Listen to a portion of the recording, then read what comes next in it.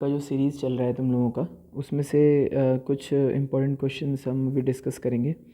और क्लास में तुम लोगों ने डाउट तो देख ही लिया होगा बहुत सारा, लेकिन हम इसमें इम्पोर्टेंट क्वेश्चंस हैं कुछ कुछ। जैसे कि एनसीईआरटी की बुक में पेज नंबर 113 पे एक क्वेश्चन है तुम लोगों का, ज़्यादातर जो इम्पोर्टेंट है वो है क्वेश्चन नंबर 11। कभी कभी क्वेश्चन में दिया रहता है कि तुम्हें एस एन दिया होता है और एस एन का वैल्यू दिया होता है जैसे 4n-n²। अब तुमसे पूछ रहा है कि to form the A P. अब इसको समझने के लिए एक बार हम नॉर्मल ए पी का एक एग्जांपल देखते हैं। जैसे कि मान लो कि मेरे पास कोई ए पी है 2, 4, 6, 8, 10, इस तरीके का ए पी है। ठीक है, तो हम लोगों को पता है कि जो ये टर्म है, जैसे फॉर एग्ज़ाम्पल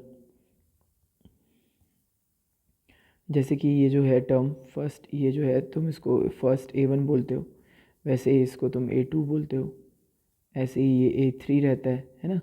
इस तरीके से चलता रहता है। तो अगर मैं थोड़ी देर के लिए समझूं कि इससे पहले के टर्म का अगर मैं सम निकालना चाहूँ, मतलब S1 का मतलब क्या हुआ कि फर्स्ट टर्म से पीछे पीछे जो जो टर्म होगा उसका मुझे अगर सम निकालना है तो मैं कैसे निकालूंगा। तो यही मेरे पास एक अकेला टर्म है तो मैंने 2 कर दिया। वैसे ही अगर इससे पीछे कोई और टर्म नहीं था, इसीलिए अगर मैं S2 लिखता हूँ तो S2 का मतलब ये हुआ कि सेकेंड टर्म से पहले पहले जो भी टर्म होगा उन सबको ऐड करना है। तो 2 और 4 को अगर ऐड करेंगे तो 6 आएगा। वैसे ही S3 जो होगा वो हमारा इससे पहले का जो भी टर्म होगा, जैसे कि यहाँ पे 6 है तो 12, और ऐसे ही S4 अगर मुझे निकालना है तो इससे पहले वाला टर्म जो होगा वो ऐड हो जाएगा 20। तो मेरे पास जो टर्म आया S1, S2, S3, इस तरीके से टर्म आया। ठीक है, अब ये मेरे पास S sum of N terms आए। अब सोचो ज़रा कि अगर मुझे सम ऑफ एन टर्म्स कोई दे दे और मुझे ए पी निकालने के लिए बोला जाए, तो तुम लोग साफ साफ देख पा रहे हो कि जो A1 है मेरा और जो मेरा S1 है वो एकदम इक्वल है। तो मैं लिख सकता हूँ कि जो S1 है वही मेरा A1 है, जो S1 है वही मेरा A1 है।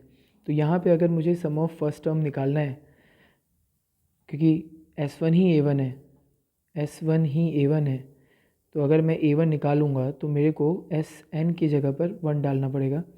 तो 4 1 माइनस 1 का स्क्वायर, तो मेरे पास आ जाएगा 4 माइनस 1 डेट इज़ 3। तो यही मेरा फर्स्ट टर्म है, that is A1 is equal to 3। अब दूसरी बात, सेकेंड टर्म मुझे फाइंड आउट करना है। तो let's see this is we have the S2, this is we have the S2। तो सोचो ज़रा, अगर मुझे A2 निकालना है तो मैं अगर S2 में से S1 माइनस कर दूँ तो मेरे पास A2 आ जाएगा। तो अगर मैं S2 में से S1 को माइनस करता हूँ तो मेरे पास A2 आया था। वैसे ही अगर A3 निकालना है तो S3 में से S2 को माइनस कर देंगे। ऐसे ही तुम लोगों को एक फॉर्मूला बताया गया होगा, जो मैंने कहा था याद रखने की जरूरत नहीं है वैसे, कि Sn में से Sn-1 कर देंगे तो मेरे पास An आ जाएगा। ठीक है, वैसे फ़िलहाल के लिए A2 कैसे निकालेंगे हम, S2 निकाल के S2 में से S1 तो मुझे पता चल ही गया है क्योंकि S1 ही A1 है।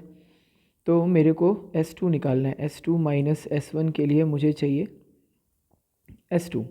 तो S2 लगाइए वैल्यू इस पे यहाँ पे, तो 4 हो गया, फिर 2 माइनस 2 का स्क्वायर, तो आपके पास 8 माइनस 4। तो सिंपल सी बात है, यहाँ पे 4 आ जाएगा। तो मेरे पास जो A2 आया है वो आया है 4 माइनस, और S1 मेरे पास कितना है 3, तो मेरे पास आ गया 1। तो we have first term is 3, right, and the second term is 1। तो आराम से आप AP बना सकते हैं। फर्स्ट टर्म आपके पास 3 है और सेकेंड टर्म आपके पास 1 है। आप लोगों को क्लियरली पता है कि इससे D निकाला जा सकता है A2 में से A1 को माइनस करके। तो अगर मेरे पास A2 जो है 1 है, -3 डेट इज़ -2। अब आप AP फॉर्म कर दीजिए। आप लोगों को फर्स्ट टर्म पता चल गया, सेकेंड टर्म पता चल गया, ऐसे ही आप ऐड करेंगे तो -1 आ जाएगा। इस तरीके से आपका AP फॉर्म हो गया। ठीक है।